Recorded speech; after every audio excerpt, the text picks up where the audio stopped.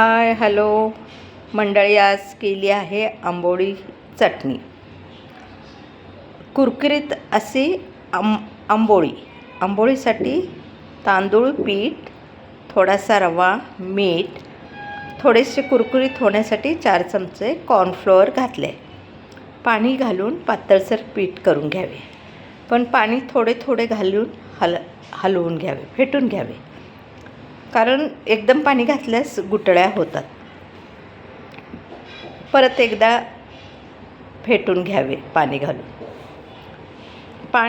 घालून पातळ करून घ्यावे.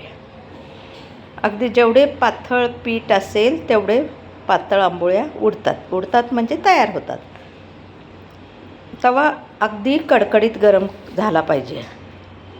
एका वाटीत पाणी घेऊन त्यात मीठ घालून ते फडके भिजवून फडक्याने तवा फिरवून घ्यावा.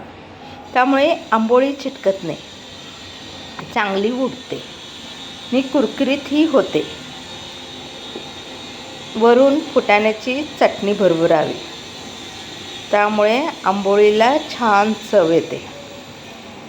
आंबोळी ही दाट म्हणजे जाडसरही असते आणि अगदी पातळ म्हणजे अगदी कागदासारखेही असतात.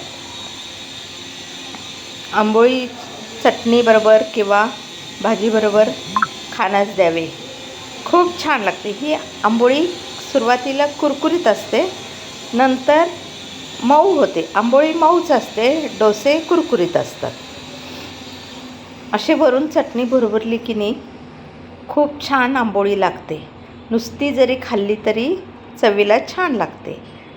नसेल तर चटणीबरोबर खा किंवा बटाट्याच्या भाजीबरोबर खा, छान होतात. तुम्हीही करून बघा. कशी झाली ते नक्की कमेंट करून कळवा. जरूर कळवा. धन्यवाद. कशी झाली ते नक्की कळवा.